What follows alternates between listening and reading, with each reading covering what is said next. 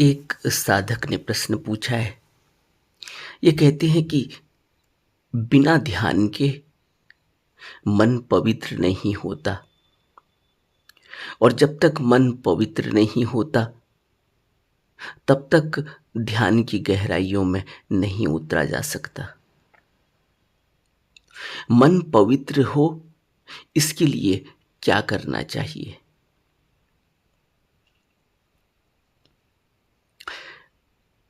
मन पवित्र हो इसके लिए मन को देखना पहले जरूरी है कि मन में गंदगी है कहाँ, मन अपवित्र है क्यों।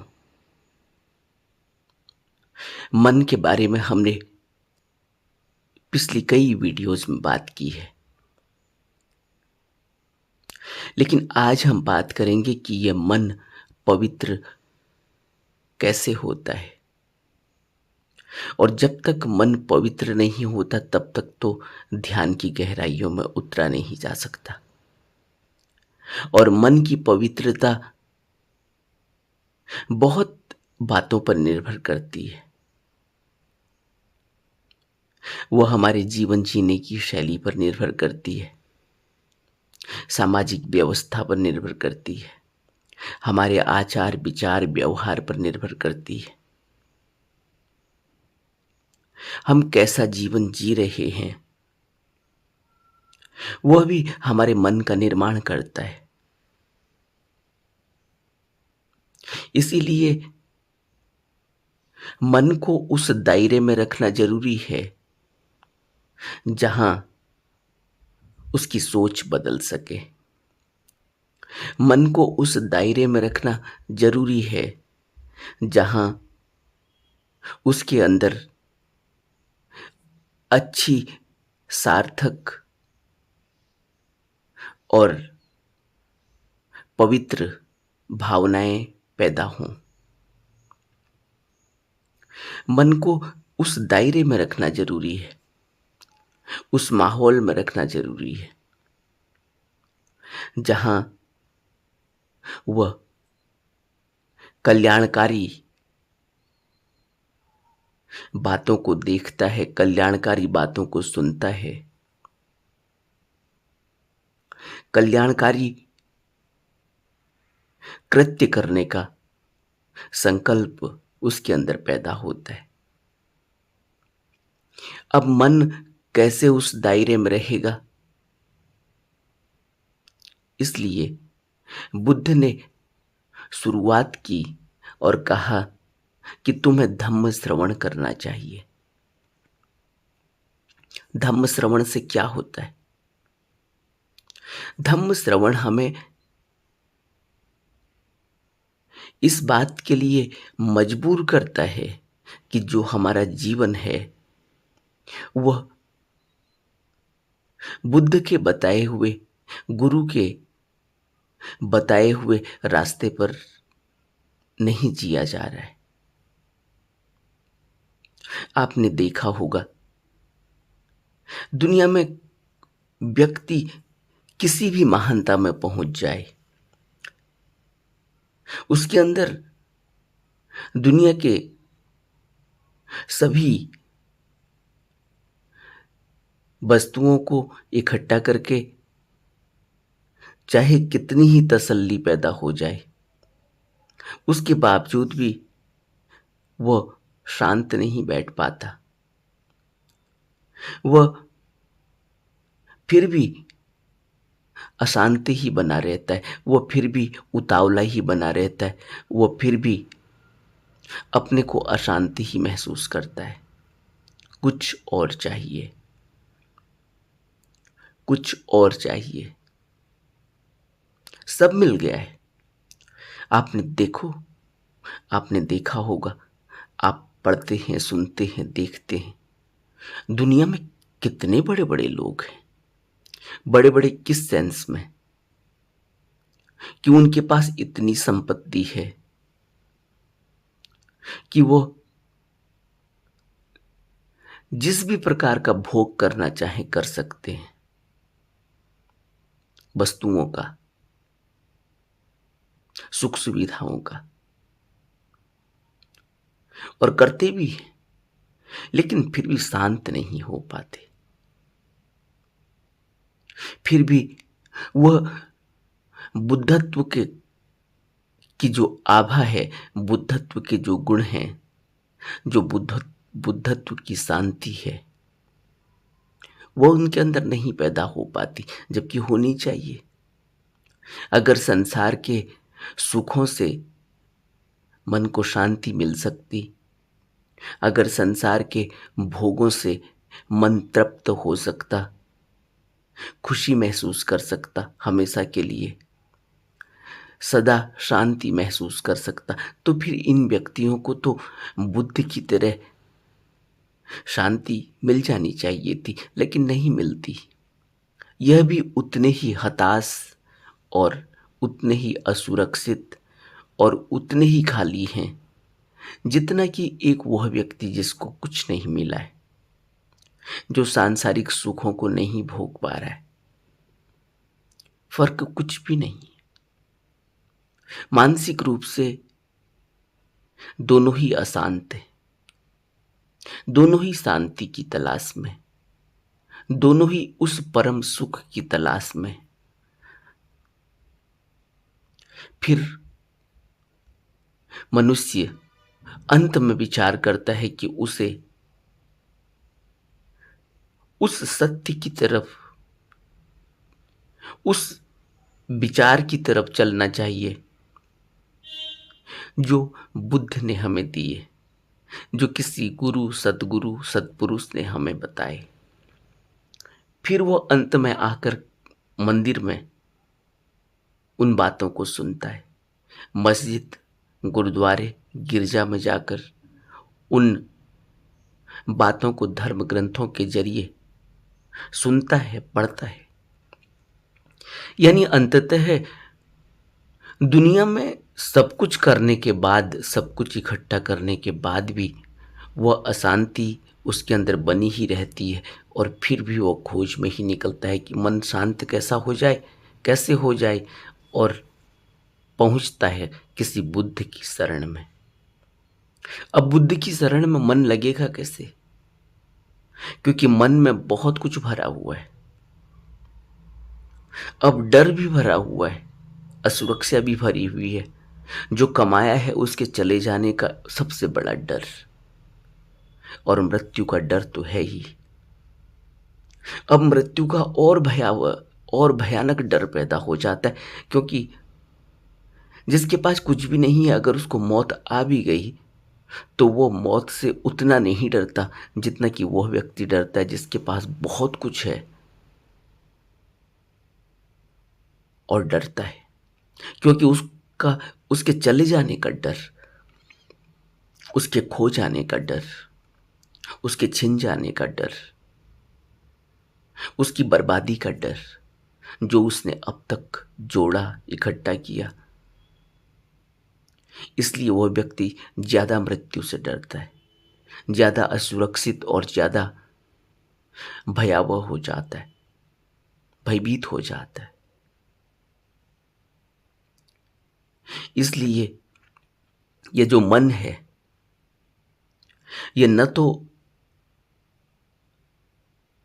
सब कुछ मिलने के बाद तृप्त हो पाता, न तो कुछ नहीं मिलने के बाद तृप्त हो पाता। ये खाली ही रहता है, ये अतृप्त ही बना रहता है। और ये जो प्रश्न है कि कैसे मन पवित्र हो, कैसे यह मन ऐसी स्थिति में हो जहां से ध्यान की तरफ बढ़ सकता है,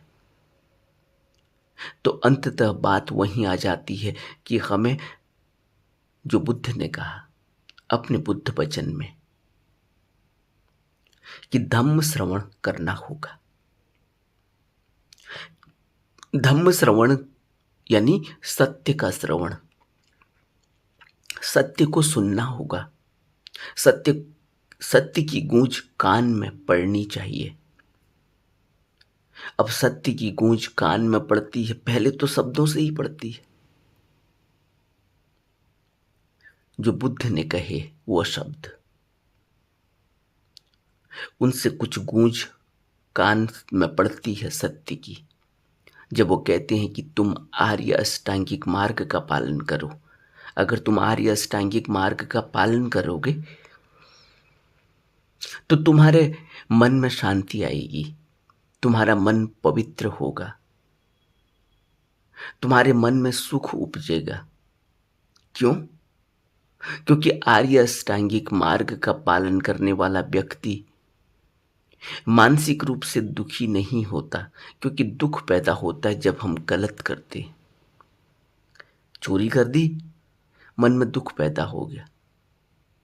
चोरी करने से ऐसा नहीं है कि मन में कोई खुशी मिलती होगी उस व्यक्ति को जिसने चोरी की है, चाहे वो कुछ इकट्ठा कर ले, कुछ जोड़ ले, लेकिन खुशी थोड़ी मिलती है।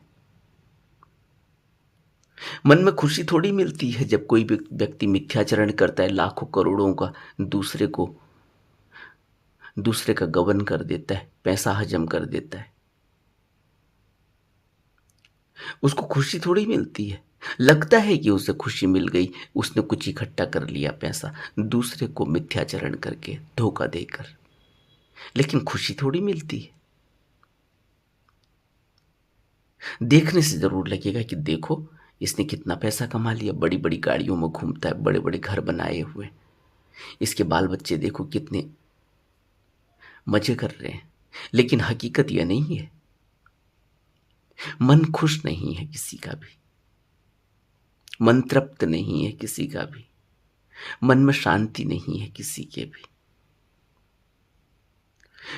अगर कोई व्यक्ति यह सोचे कि आर्य अष्टांगिक मार्ग का पालन करने से, नशा नहीं करने से मन कितना शांत हो जाता है, उस व्यक्ति से पूछो जो नशा करता है। लगता यही है कि वो नशा करके उसे लगता है वो शांत हो रहा है, लेकिन नशा करके वो और भी ज्यादा प्रमाद में चला जाता है, शांत थोड़ी होता है। या कोई व्यक्ति हिंसा करता है, हमें लगता है कि उसने दूसरे को दबा दिया, दूसरे का मुंह बंद कर दिया, लेकिन मुंह बंद करने से कोई मानसिक खुशी थोड़ी मिलती है, मन में शांति थोड़ी मिलती है। तुम शारीरिक रूप से किसी को दबा लो, मानसिक रूप से किसी को दबा लो, लेकिन इससे कोई तुम तृप्त थोड़ी हो जाते हो। मन की पवित्रता के लिए बुद्ध ने कहा कि जब तुम आर्य अष्टांगिक मार्ग का पालन करोगे तो तुम्हारा मन शांत हो जाएगा। सोचो कोई व्यक्ति चोरी न करता हो तो मन अपने आप ही शांत रहेगा। कोई व्यक्ति हिंसा नहीं करता तो मन अपने आप ही शांत रहेगा, क्योंकि उसके अंदर कोई डर नहीं है किसी के प्रति, किसी की वजह से वो डरता नहीं है, क्योंकि वो अहिंसा में चलता है, क्योंकि वो सबके साथ प्रेम और प्यार से चलता है। तो वो डरेगा क्यों? उसके अंदर भय क्यों होगा? और कोई व्यक्ति हिंसक है तो वो डरा डरा रहता है, क्योंकि उसे पता है कि कल उसने किसी को पीटा, आज उसकी बारी है, हो सकती है। डर डर के जाता है, घर से बाहर निकलता है तो डर डर के चलता है, घर से बाहर निकलता है तो 4 आदमियों को अपने साथ लेकर चलता है। यह कोई खुशी की निशानी है, सुख की निशानी है? हम देखते हैं कि लोग चलते हैं 4 बॉडीगार्ड, बड़े बड़े काफिले के साथ। क्या यह उनकी मानसिक खुशी और मानसिक शांति की निशानी है? उन्हें लगता है कि यह बॉडीगार्ड के साथ या बड़े काफिले के साथ चल रहा है तो वो सुरक्षित है। नहीं, आंतरिक रूप से तो वो सुरक्षित कभी महसूस नहीं करता।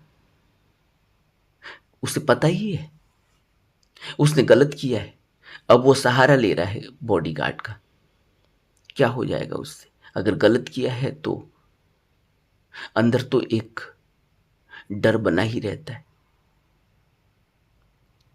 इसलिए बुद्ध कहते हैं कि मन को पवित्र अगर करना है, ऐसी पवित्र भूमि पर निवास करना है मानसिक रूप से कि जहां परम आनंद की अनुभूति हो, जहां से ध्यान के लिए जमीन तैयार की जा सके, ध्यान के लिए आगे बढ़ा जा सके, तो फिर पहला काम तो यही है कि हमें आर्य अष्टांगिक मार्ग का पालन करना होगा। वह हमें हमारे मन को पवित्र करने में मदद करता है। और यह आर्य अष्टांगिक मार्ग मन को पवित्र करने के साथ साथ हमें ध्यान के मार्ग पर आगे भी ले जाता है। पहले तो हम बुद्ध के धम्मोपदेश का श्रवण करते हैं। पहले तो हम उन शब्दों को अपने कानों में उनकी गूंज को सुनते हैं और हमें उसकी सार्थकता का पता चलता है। किसी व्यक्ति को धम्मोपदेश सुनकर कितनी मानसिक शांति मिलती है, जरा सोचो। घर आता है, 10-10, 12-12 घंटे की नौकरी करके आता है, हजारों रुपए कमा कर आता है, लाखों रुपए कमा कर आता है, लेकिन अशांत कितना होता है। और जब बुद्ध के वह शब्द उसके कर्ण में पड़ते हैं, कितनी तसल्ली मिलती है उसको, क्योंकि वह शब्द मामूली नहीं है। उन शब्दों में सत्य प्रतिष्ठित है। इसलिए शब्दों का इतना महत्व है, इसलिए धम्म श्रवण का इतना महत्व है कि वह शब्द कोई मामूली शब्द थोड़ी है। वह शब्द अंदर कान में पड़ते ही अंदर एक गूंज पैदा करते हैं, धम्म की गूंज, सत्य की गूंज। और जब गूंज पैदा होती है तब फिर मनुष्य के अंदर परिवर्तन शुरू होता है। जब गूंज पैदा होती है तो फिर वह पूरा जो अंदर जंजाल बना हुआ है, जो अंदर जकड़ बनी हुई है, जो अंदर पकड़ बनी हुई है, जो अंदर चट्टान बनी हुई है अधर्म की, जो अंदर चट्टान बनी हुई है मिथ्याचरण की, जो अंदर चट्टान बनी हुई है अशील की, वो सब टूटने लगती है। और जब वो ढीली पड़ने लगती है तब मनुष्य के अंदर से एक कंपन पैदा होता है। उसके अंदर से उसके आंसुओं के जरिए वह सब असत्यता, वह सब झूठ, धोखा, मिथ्याचरण, हिंसा बाहर निकलने लगती है। इसीलिए तो व्यक्ति जब पहली बार ध्यान शुरू करता है तो उसके अंदर इतना पछतावा पैदा हो जाता है, उसके अंदर से वह सब पिघलने लगता है। तभी तो आंसू निकलते हैं, तभी तो चीख निकलती है, तभी तो पूरा शरीर कांपने लगता है। ऐसे ही थोड़ी कांपता है, ऐसे ही थोड़ी बुद्ध वचन में कहते हैं धम्मोपदेश का श्रवण। क्योंकि बुद्ध के मुंह से निकले हुए शब्द कोई मामूली शब्द थोड़ी है।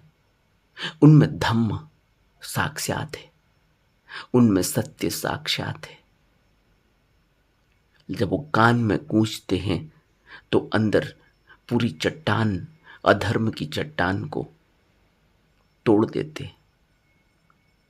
और जब तक मन पवित्र न हो तब तक ध्यान के लिए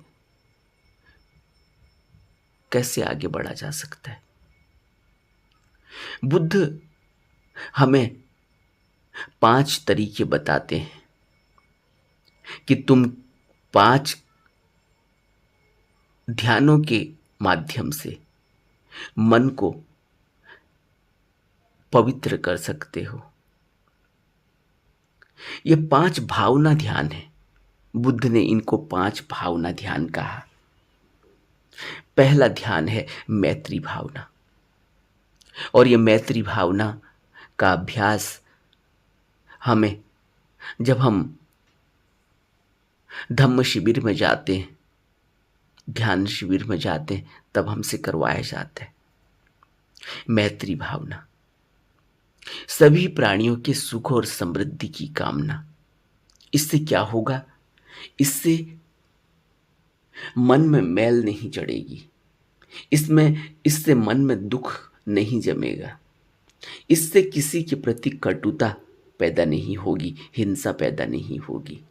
इससे किसी के प्रति कोई भेद पैदा नहीं होगा। हम सब एक हैं। हम सब इस कुदरत के बनाए हुए हैं और यह कुदरत हम सभी को पाल पोस के बड़ा कर रही है। हमें कोई अधिकार नहीं कि हम कुदरत की बनाई हुई चीज़ों पर किसी भी प्रकार से बेरहमी करें। मैत्री भावना, ये पहली ध्यान भावना है। और जब मैत्री भावना करेंगे तब मन पर बड़ी चोट पड़ेगी, क्योंकि हमने तो मन के अंदर ऐसी ऐसी चीजें डाल रखी हैं जहां मैत्री टिकती ही नहीं। और अब जब मैत्री भावना करेंगे तो बड़ी तकलीफ होगी, क्योंकि मैत्री और द्वेष एक साथ नहीं रह सकते। मैत्री और क्रोध एक साथ नहीं रह सकते। मैत्री और नफरत एक साथ नहीं रह सकते। मैत्री और स्वार्थ एक साथ नहीं रह सकते। तो बुद्ध ने एक करारी चोट हमारे मन पर की जब हमें पहला भावना ध्यान करने को कहा, मैत्री भावना। फिर बुद्ध ने हमें दूसरा ध्यान बताया, करुणा भावना। हमारे अंदर करुणा भावना होनी चाहिए कि सभी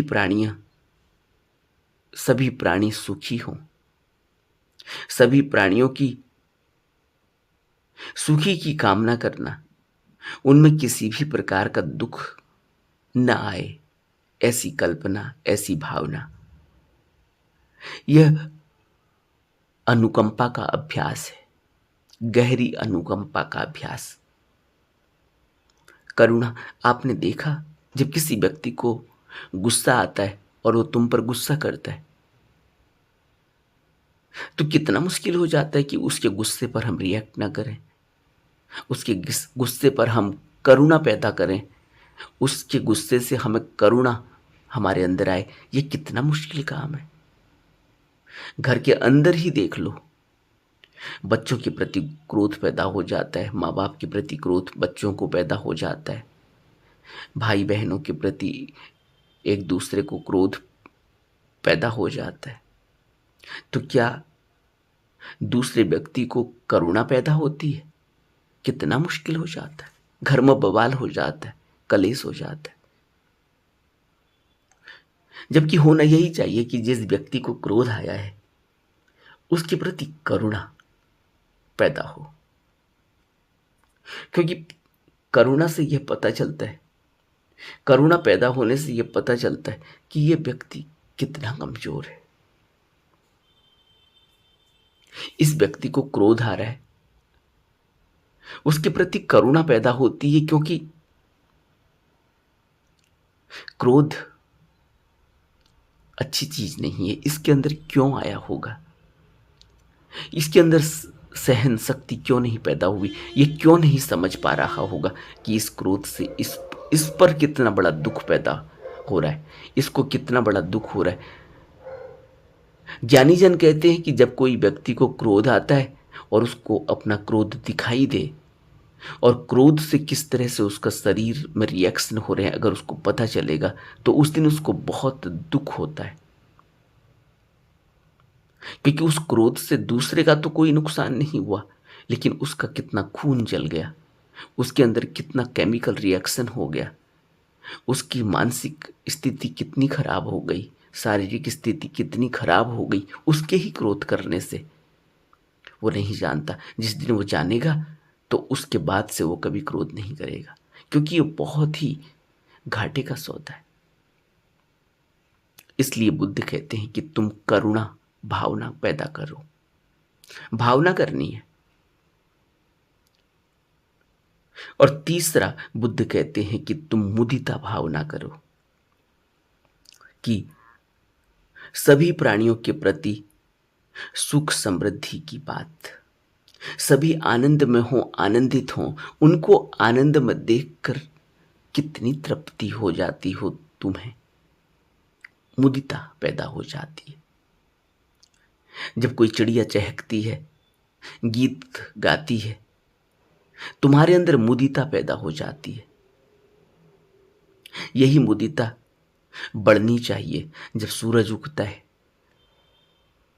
मुदिता पैदा हो जाती है, एक आनंद पैदा हो जाता है, खुशी चारों तरफ दौड़ जाती है कि सूरज का उजाला हुआ, रोशनी हुई, खुशी। क्योंकि उजाला खुशी की निशानी है, उजाला विद्या की निशानी है, रोशनी ध्यान की निशानी है, ज्ञान की निशानी है, और अंधकार दुख की निशानी है, निराशा की निशानी है, अविद्या की निशानी है। इसलिए बुद्ध कहते हैं कि तुम मुदिता भावना पैदा करो, सब आनंदित हों, उस सब के आनंद से तुम्हारे अंदर आनंद पैदा होना चाहिए। जैसे देखते हो, जब माँ बच्चे को देखती है पहली बार खड़े होते हुए, उठते हुए, चलते हुए, कितनी प्रसन्न हो जाती है कि अब यह मेरे पर डिपेंड नहीं है, अब यह चलने लगा है। वो आनंद मां के अंदर कितना पैदा हो जाता है, जरा देखो, सोचो। जबकि मां को क्या मिल रहा है, लेकिन एक मुदिता पैदा हो जाती है, एक आनंद पैदा हो जाता है कि आज बच्चे ने पहली बार चलना सीखा है, चलने लगा है।